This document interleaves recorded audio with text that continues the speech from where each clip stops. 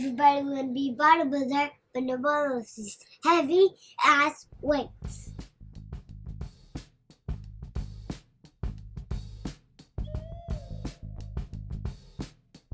What's up, everybody? Welcome to episode 89 of Buckets of Duckets. This is the best damn decision you made all day. I'm Chase Myers. I'm out here in Seattle. Every week I talk through Zoom for only 40 minutes. That's how long they'll let you be a friend for free. To my best friend, hilarious comedian down in Louisiana. We started comedy together, and goddamn it, we're an inspiration. Ladies and gentlemen, give it up for my co-host, the one, Josh Watts. Good evening, shitheads. It's your boy, the Mohawk Meat Castle. If I was to make a Mount Rushmore of comedy, I would put me and Chase on it. That's just what I would just. It's like who are the other two that you put in there? Because two of the spots taken. Obviously, one of them's Mike Honore. So it's good. The so we lineup's down getting tough now. It's getting tough now. Let's go carve a mountain. Let's go carve a mountain and inspire some motherfuckers. This week I learned to hold my microphone back a little bit because last week I had to turn my volume down to like 44%. Yeah, all right. This week will be a better listening experience. One of these years you'll learn how loud you are. We've done a podcast since 2015, and I don't give a fuck. We were the first I'll podcast. Yell forever. YouTube people, subscribe, comment, like, tell a friend, the whole thing. Podcast people, smash that like button. We got some new reviews on the Apple Podcast. I noticed we're up to like 17 5-stars. Somebody else put a nice comment about us. I have to look it up and see what it was. But yeah, I checked it the other day. We've got a little attention over there. So I appreciate you guys for coming out. I bet if you go read it, it says that we don't have any integrity. I did see it was 5 stars, so it wasn't somebody calling me a coward. If you'd have came and fucked up our podcast rating, I would have been, because we're perfect right now. We're all 5 stars, don't fuck all us. The way across. If he'd have fucked that up, because I don't think you can go back on that, I'd have went to his house. And we'd have had a discussion. We'd have had, rehired his wife and fired her again. And fired her all over again. I'd hired him too and fired them both. I'd have walked them both out the door. But no, we'd had to have a conversation about that. Because look, I'm sorry your life sucks, but you know how to come and slander my name, all right? By the way, probably not gonna be a lot of me talking shit about coworker podcasting anymore, guys. That was probably it. Wasn't our best viewed podcast. I'm a little upset about it. I'm out here just spewing garbage for everybody, and y'all not even clicking on it. So yeah. We'll keep out of my real life, and I'll just keep telling you about all the shit that I crush it at. I try to be personal with you guys. Pretend like you care. Yeah. You pretend like you care. Then I'll tell you about some stuff going on in my day-to-day, and you just want to hear about me performing in tree houses and shit and putting it on Adam Carolla and stuff. That's all you want to fucking hear about. No. You just want to hear about Rusty and Dusty shit in their pants. That's all. You don't want to hear about the real stuff, about me out here working a real job, getting my fucking hands calluses on it. You don't want to hear that I do that. That's fine. Life's a journey. Every stop can't be Dusty and Rusty shit in their pants. All right. Okay. Sometimes it's bitch, it's Christmas. You know what I mean? Sometimes it's real life stories and stuff that happens in our lives. My dogs have opened my door. I don't know if they're magic now. They're coming to get you, bro. Happened. They're coming to get you, bro.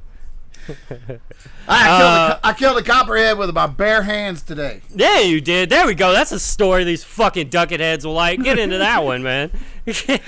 When I say my bare hands, I mean my bare hands that were holding a machete and a kettlebell. That's bare hands. Were there gloves on those hands? There were gloves I'm gonna tell you what. Hands are bare. About a month ago, my dog Giacomo got bit in the nose by a copperhead.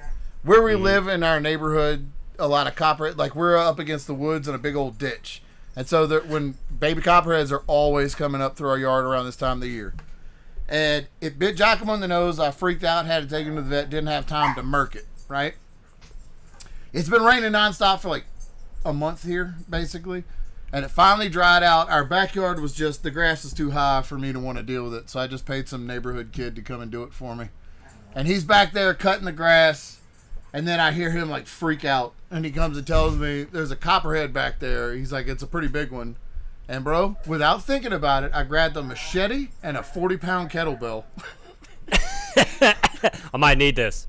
I walked around the house. He was behind a pallet. I knocked the pallet over and I threw the kettlebell up against it so I couldn't move, and I chopped his fucking head off with a machete. And nobody saw it. Do you know how mad I was that nobody saw it? I turned around and was like, his fucking kid just saw this. I turned around, he's around the other side of the house, pissing his pants or whatever he's doing. I was like, God damn it! You turned around holding the snake's head like the decapitated like terrorist videos. It's like, ah, nobody saw it.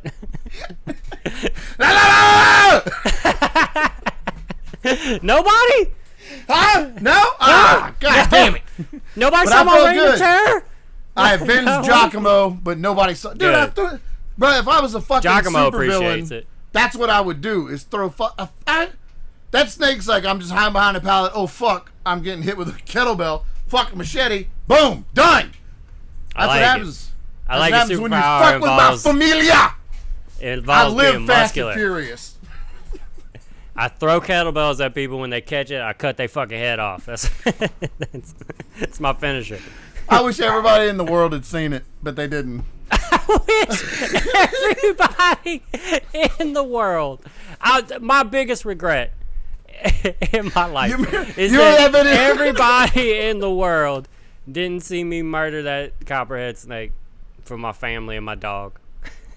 And my honor. Honestly, it was That- my honor. I think the morale of the country would. I think it would have united us. I think it would have gave us something to fight behind. You know, I think it would have brought peace. It'd have been on the But- flag for sure. There'd have been a coin. One of those late night infomercials would have been a coin There'd of me have been flinging a kettlebell. Limited edition snake. You can get one of those murdering dinner coin. plates of me throwing a kettlebell down. I only use that when guests come out. That's the only time I use that. God those damn those dishes. my samurai Josh dishes. You remember that video of the little kid, the kid doing Star Wars with the mop handle, and it was like one of the first viral videos One of the ever. early viral video. Yeah, Arrested Development did like a bit on it. Me smashing a copperhead with a kettlebell and then chopping its fucking head off with a machete would have doubled the views on that.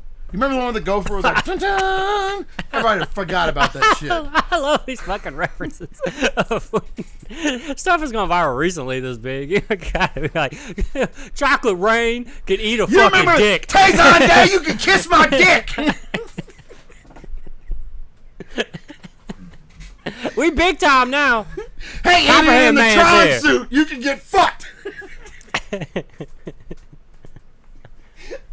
And that little corn, I'm coming for that kid that talks about corn now. There you go. You got a reason. When That's Genuine, right. watch your fucking ass. Look, Elsie stopped by to say hey. What's up, Elsie? I think she's the one that opened the door magically. Chase, I want to talk to you about Chase. I don't want to mention any names, but I did a show recently. I don't even want to say where. And another Chase, have you ever done a show where you saw someone do a set so bad it ruined the rest of my night to know they were going to get paid money for doing the same thing that I'm doing? When the Yeah, have I ever told you about a man named Tommy Llama? have I ever mentioned that to you? I got Tommy Llama update, by the way. My hate, like, people know. And this comic reached out to me the other day and said, "Hey man, I did a show with the llama. Just so you know, Fuck yes. just so you know, he wasn't llamaing, so he wasn't doing his stupid hack inspirational thing. Apparently, he was just doing hacky crowd work, and the comic said it was horrible. So you broke him. You broke him. Yeah, good. I hope Fuck so. you, Tommy. Go back in I the hope he- archives. There's plenty of episodes about Tommy Oh. Llama. I hope he never picks up those goofy glasses or that gong or whatever the fuck ever again. I hope it's all over with. This guy. But got yeah, up- there's a whole episode about me not wanting to do comedy anymore. I've over shitty comedy. thought about this guy's set for like a month after it happened, and just randomly it will pop into my head, and it depresses me. Bruh, 10 minutes of and then the cadence of it was unfucking believable. His closer was about his German grandma and something terrible happened to her, and she did not see that coming. Lord. He does this. I'm the next comedian to go on stage, standing right by the stage, and I instinctually had to closer? stop myself from going boo. Boo! Oh, God. Oh, caught it. Hold on. One came out real quick, but Yeah, that's a really bad. That's how he closed it. Was with like a ironic wink, wink, like that. Because like whenever That's you deliver the whole set. That was the whole set. The whole when set you deliver a joke like that, where you're like waka waka at the end, where you're like, this is ironic or whatever. This is a goofy joke. Like yeah, you know. The best that you're gonna get is like like a moan, like that causes like moan reactions. The whole set was, and you know, like that's not really what we're going for out there. That's not what I'm trying to attain. I try to do a complete show where no one moans. I don't want to groan or moan through my whole set. It's a rule that I've had. I try, and it's a different approach. I think it's one of the reasons that me and you, our styles blend so well. Is the approach I take is I usually try to make people laugh most of the time. Right. I go to get my goal on stage doing stand-up comedy, and this is gonna sound crazy, is laughs. I want laugh. Yeah. It was the worst set. It's the worst set I've seen people get. I could not fucking believe it. I almost threw up at the end of the show when I saw the booker hand that guy the same amount of money that he handed me because it was the same thing. And then Chase, I got to tell you this. This is the part that I didn't want to bring up on the podcast, but we got to talk. I can't not talk. I mean, you're here. You're here. Okay. There was a lady who kept commenting, like talking from the front row during the show, and she said the comic that went up with the not see that coming, my Tommy Llama, when he got on stage. He makes a joke about wearing a Hawaiian shirt, and she says, I knew you were wearing a Hawaiian shirt, something. And from the back of the room, setting my phone up so I can get a good video, I said, shut the fuck up!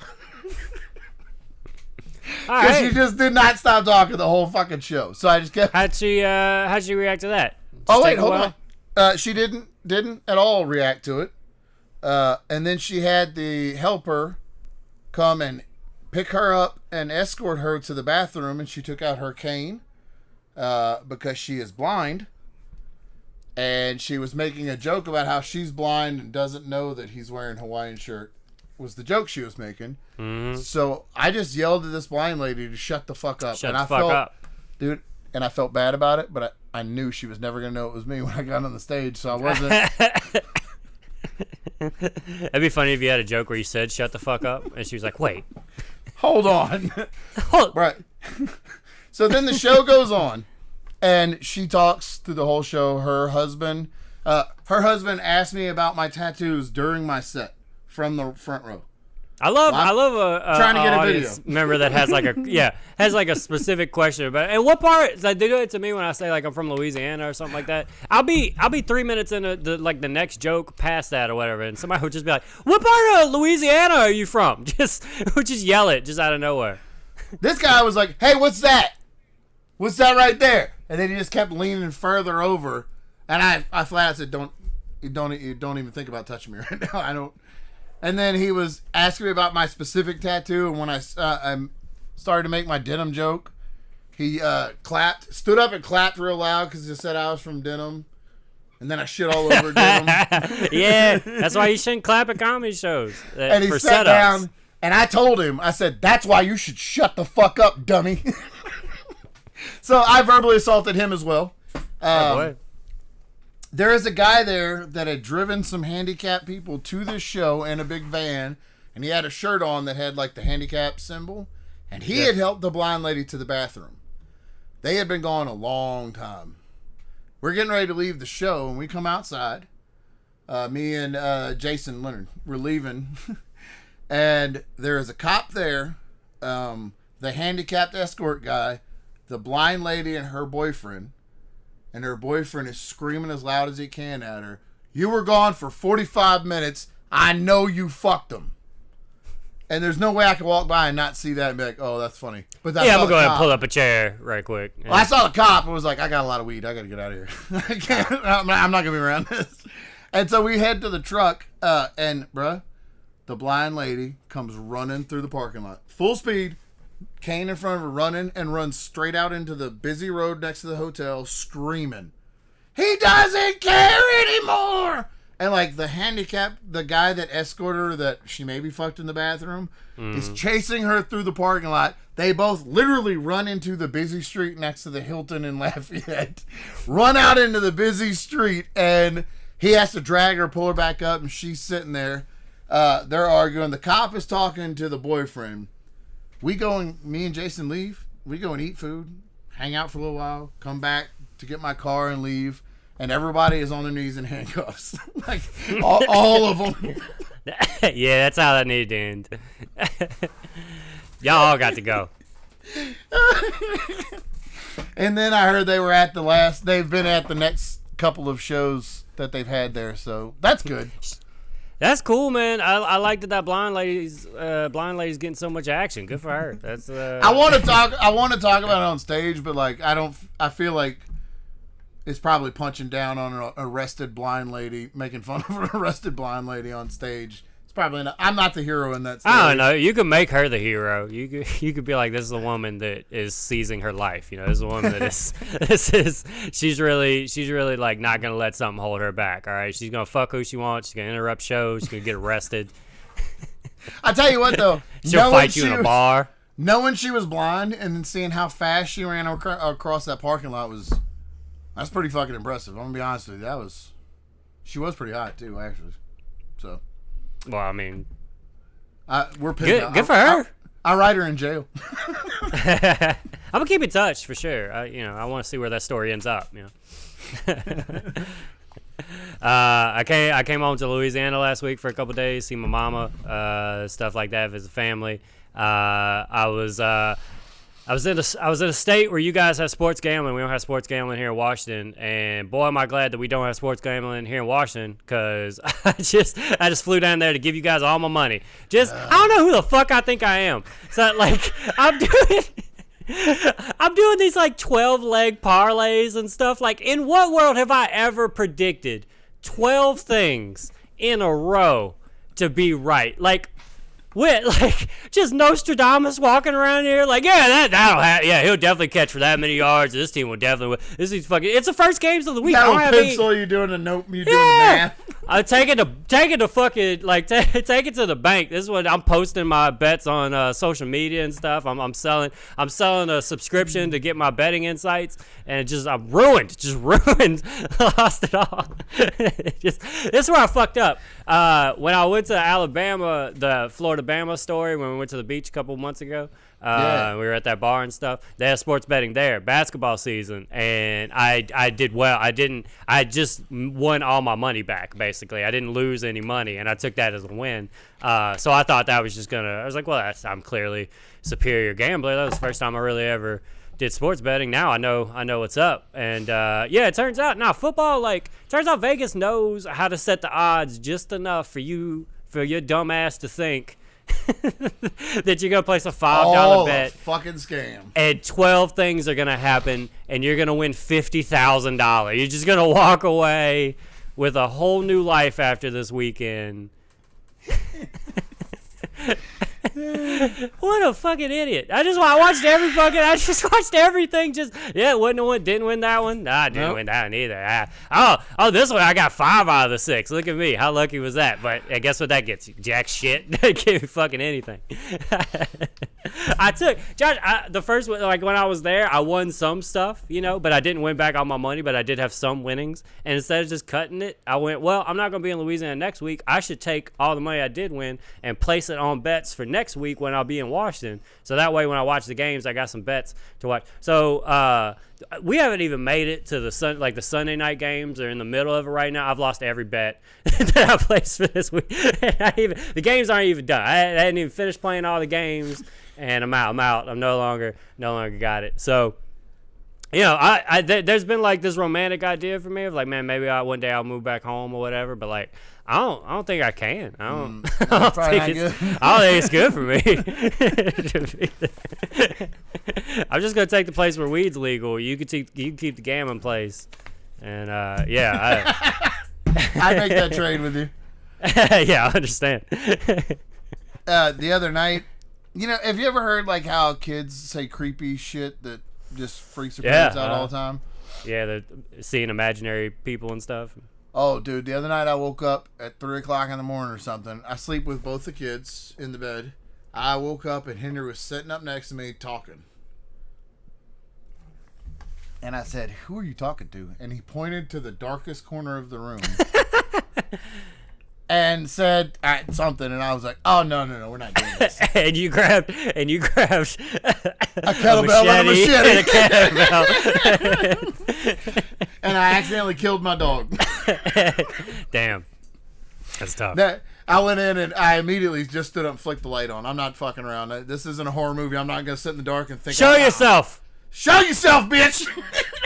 My phone has perfect service. Let's do I'm this. gonna beat the ectoplasm out of you, motherfucker. Open up. And then he just rolled back over and went to sleep, and I was telling my little brother about it. And his best friend said one night her 4-year-old walked in the room to her and told her, the people that don't blink that live in the walls say they don't like you anymore. Mm-hmm. Yeah. So I've been trying to ask Henry who he was talking to, and he's like, I don't know. Yeah, don't keep poking him on that, because then he's gonna be like, there must be somebody there.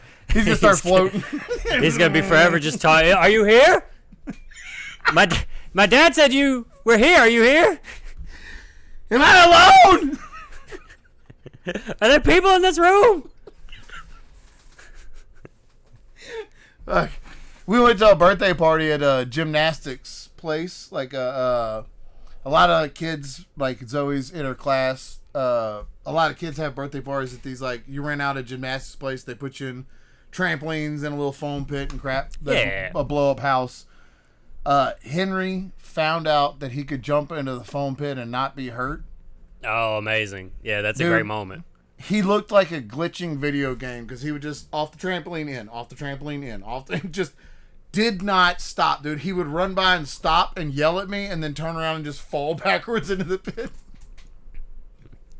He would run and jump like he was doing karate, like he did a Spider-Man thing. He was dragging these foam blocks over that gymnasts use to like land on or to stand on, and he would stand up on it and then try to jump off of it or just turn around and fall backwards into the pit. Did not stop, dude. We got home and he was sitting on the bed talking about how much fun he had. I walked into the kitchen to get water. He stopped talking. I walked back in. He was just asleep. He had just fallen over. Yeah. I got video. That dude just like the first time he did it, he bounced. He was just jumping on a trampoline, and the trampoline bounces over the foam pit, but he wasn't going. So when he got way up in the air, I just pushed him into the foam pit, which sounds like terrible parenting. Ended up being the best movie. It's the best time of his life because he hit that foam and screamed, and then stopped and waited and was like, "Oh," like he just screamed in case it was gonna hurt, and then it didn't. He was like, "Oh, all right." It's like a cartoon realizing that he stepped off the cliff. So I think he wants to do gymnastics now. He's gonna be ripped. Dude, that's what I was just about to say. Have you ever seen how strong fucking gymnasts are with those rings and all that shit? They had the teenage girls were practicing on the other side from where they have the parties. And there's like 12-year-old girls that are just holding themselves out on these fucking bars and like... Yeah, no, my sister was one of those girls, bro. My sister Danielle, as you know, like she was like a really good gymnast. Like she went to, was it Caroli or whatever, is like the USA coach that also probably had some shitty stuff happen. But like, you know, she would like go to Texas into a field and this man would yell at her in a foreign accent and make her great or whatever. But he coached every great gymnast of all time. I listened to a podcast about that man and I told her that I'm not going to tell her all the stuff I learned about him. But if you're going to be a great gymnast, there's a lot of abuse in that sport, turns out. It is, it's rough. But them motherfuckers are strong. Like they fucking lean and strong. And you can't be a Power Ranger if you don't know how to do like somersaults and stuff. So it is the first step. All the Power Rangers had to do it. All right, go every ask one of them's done it. They paid the dues. Okay, you got to swing from the rings. You got to do the floor performance. All right, you got to get out there and you got to do a floor performance to Dove's Cry. And, and get judged. That's what you got to do before you can put on that green suit and blow on a horn or whatever the fuck. I think I pushed that bit as far. It's like a ramble at the end about of the tracks, but it was good. It was a good ride. Yeah. Yeah, fuck.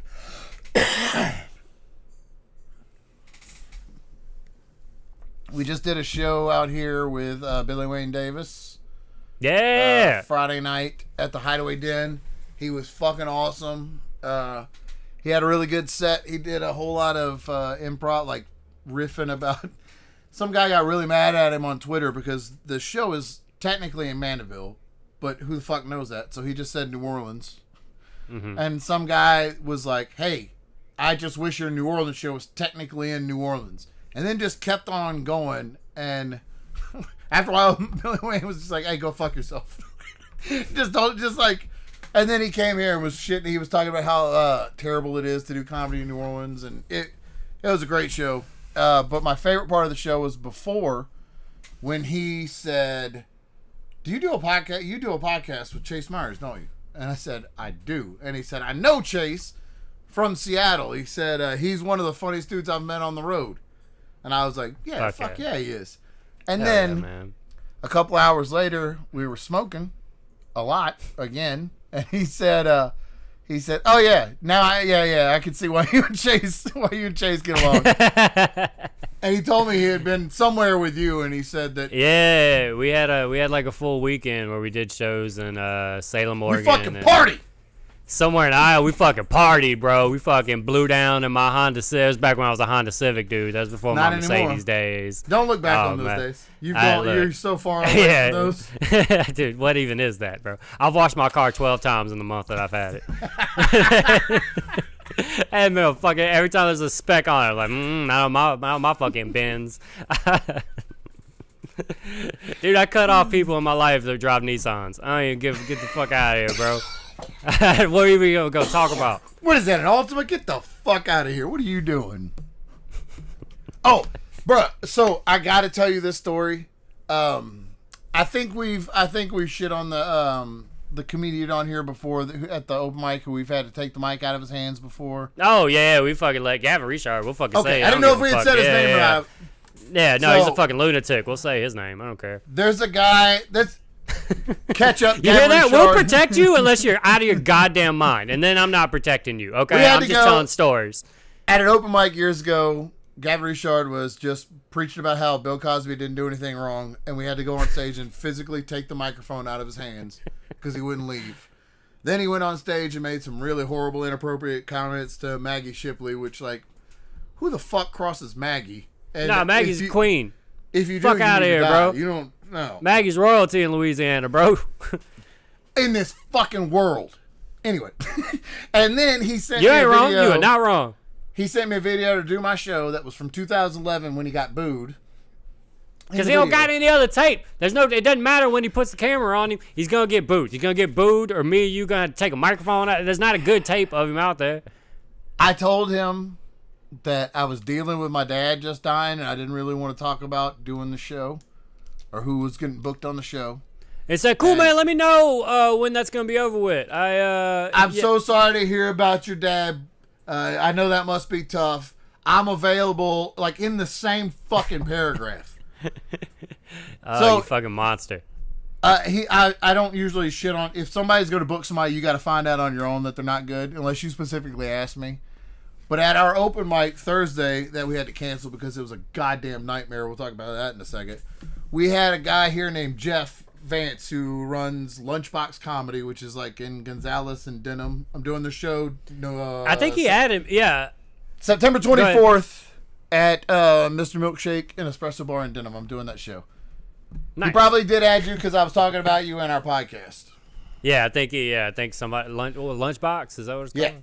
Yeah, Lunchbox Comedy. I am friends with that on some social media now. Well, he was talking about how somebody was messaging him about doing his shows, emailing him, and he was like, oh, we're booked up right now. And he said, and the guys at Baton Rouge Comedy was like, oh, do you not know who I am? And Jeff was like, no, I don't know who you are. So he had to ask, and I wasn't even my conversation. It was behind my back. But you motherfucker. 10 minutes left. But I had to turn around because who in Baton Rouge is going to say, oh, you don't know who I am? And I asked him, I said, who was it? And he said, Gavin Richard. Gavin fucking Richard wanted to get booked on a show and told the guy, oh, you don't know who I am? Oh, Oh, I did a show in Baton Rouge in 2013. You didn't hear about it? Yeah. That was the last one, but I did it there. Did you? You don't know who I am? Holy fuck! And he sent a picture of that and to Will Merrill, and Will was like, "That's the funniest thing I've ever heard. Gavin's a garbage human being. Don't book him on anything." Goddamn love Will Merrill. And then at the exact same time, Gavin Richard was taking pictures of the conversation to also send to Will Merrill to say, "Can you believe this Jeff guy doesn't know who I am? Look at this. You better tell him, Will. Will, tell him who I am." That motherfucker hasn't done a show in Baton Rouge. So then Jeff was like, I guess send me a video. And so Gavin sent him a 2-minute video from an open mic at the Silly Rabbit Comedy Club where there's no reaction. Like he said, I couldn't tell if there's even a crowd there because there's nothing, like it's just dead silence. And I was like, well, at least he's not getting booed. He might have cut the audio on it. Do you know who I am? Are you fucking kidding me? Have you gone to, wait, did he do something else crazy? No. I mean, I'm sure every day of his life, but yeah, every day. Yeah, I'm sure we're just missing. Yeah, I can't imagine following him around for a day and what that's all about. Have you checked out Silly Rabbit, that comedy club? No. I saw it. Nothing against I saw him, it when I was said there. none. Yeah. I didn't think you had a war against them or anything. I was just No, we're cool. I'm not beefing with him, but no, I've never been. I feel like I need to say that. No, for no reason. I just haven't been yet. No. Yeah. No, we're all good. We're all good. No, I saw the club because me and my family, we went bowling at whatever All Star Lanes. I knew it as Don Carter's. It's not Don Carter now. It's All Star Lanes now or something like that. And but that's right behind Silly Rabbit. It's right behind the club. So I poked my head in or whatever. But I've never seen it. I didn't know where it was. But you say 85% of the vaginas my fingers have been in were in Don Carter's. So I'm well, really there you go. There's comedy that happens there. Hey, the building's still there, and it's still got the same vibes, dude. I'm sure Don pussies Carter's getting is Silly Rabbit? No. No, it's called All Star Lanes now. I'm saying All Star. It's just, but it's the same building, whatever. But Silly Rabbit is in front. It's in the little strip right in front of. Gotcha. All right. Yeah. I've never been. It was like we went during the middle of the day, so the club wasn't open. So I just kind of like peeked, like tried to see what I could see through the glass, or whatever. But yeah, I don't know. Yeah, it's cool. That's cool. They actually had somebody's trying to do a comedy club. It is, especially down there because there's nothing. I mean, there is no real comedy house. NOLA is the only thing that even sounds. Well, there's Boomerang Comedy Theater in Baton Rouge. I'm headlining a show there October 7th. 2 shows, 7 and 9 p.m. Me and Mike Honore and Jeff Vance. Nice. He called it Big Bearded Comedy or some name I didn't approve, but a bunch of sexy beards on the cover, so whatever. So I guess I get it. Oh, Thursday night we did an open mic, Chase. It was the last. We canceled it. It killed comedy. It made me fucking hate comedy for a little while. It's been a long time. It's been way before COVID since I did an open mic and was like, oh, I hate comedy. I hate everybody that does it. I don't want to do this. I just want to go home. And this was that open mic. There was 4 or 5 people in the audience, but they sat 35 feet back from the stage. These Volkswagen salesmen wouldn't stop playing pool right by that's good. The pool stage. thing's crazy. You gotta put a cover over the pool table. You gotta put a sign that says you're not fucking playing. Like it's not like pool thing. The whole fucking time, less than 5 feet from the stage, playing pool. And then would get like mad and stare me down when I would be like, "Hey, it's weird that you just fucking play a pool right there." And then I had to comment. I was like, "It's been 12 years of me doing comedy. I've never once been afraid that I was gonna get beat up by a bunch of Volkswagen salesmen." They didn't like that. They got kind of mad. Fuck 'em. Yeah. So I'm talking about Volkswagen. The show is just starting to get. We're starting to get a little momentum. The first few comics were fucking terrible because it's a mic, and then we had a couple with some experience. So it's starting. We got like 8 comics on the show. So we're starting to. Okay, we got a little momentum. You can't get much, but a little. And then I say something about the Volkswagens, and the first comic then went up. His name is Crockett. First comic said, "Hitler made those Volkswagens." And the whole just dead stop. Those are Nazi mobiles. It's like whenever like a new comic, like here's a premise, they're like, all right, what is like the most crazy thing that I could connect it to? It has to be funny.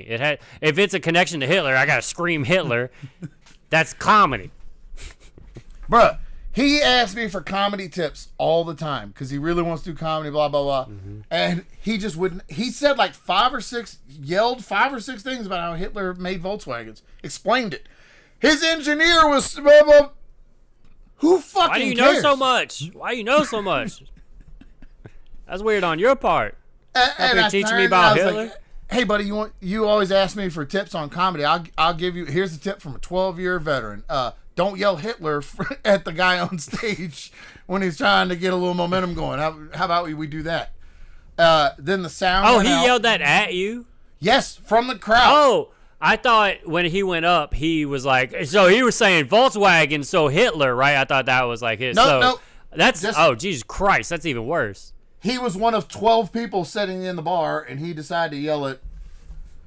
And then the sound went out. And we had a guy come up to me and tell me he's a sound tech. I don't know, dick. And he's like, here, and he starts playing with it. And it turns out he's just some asshole that flirts with our bartender. He went and unplugged the microphone from the PA and just plugged it straight into the speaker and was like, it works now. Well, yeah, it will make sound now, but that's, you fucking idiot.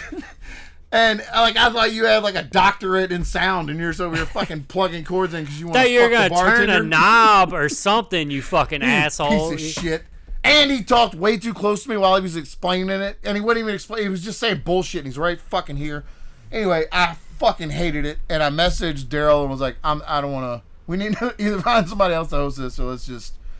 Because it was so bad. It just kind of ruined. 2 of the comics got into it because one of them's joke was offensive to the other one.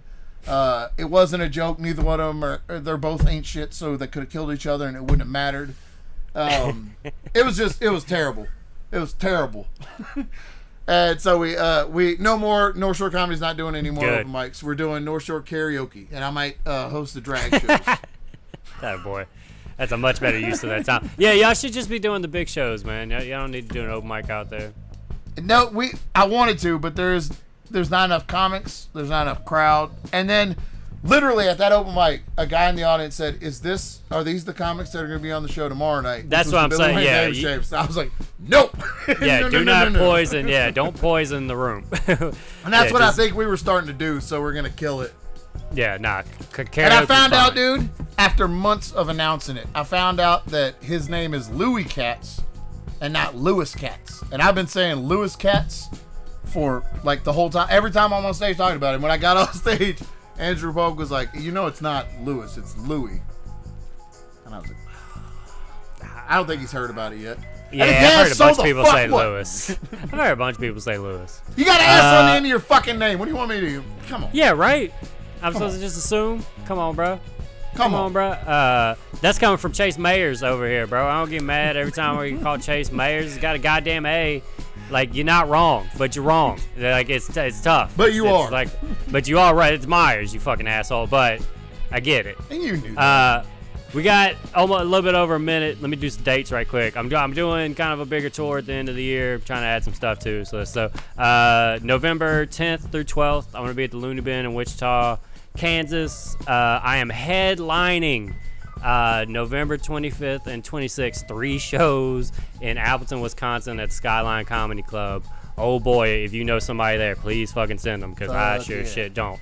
But I'm headlining another comedy club, so that's a big fucking deal for me. Yeah. Tulsa, I'm going to be there December 14th through 17th at the Looney Bin there as well. Also, the Looney Bin in Little Rock at the end of the year for the New Year's Eve weekend. Bucketsandduckets.com. Yeah, what you got? We're gonna update the site soon. If you haven't, if you look at it, we will be updated soon. See you next week. I think we're good. Bye, guys. Bye.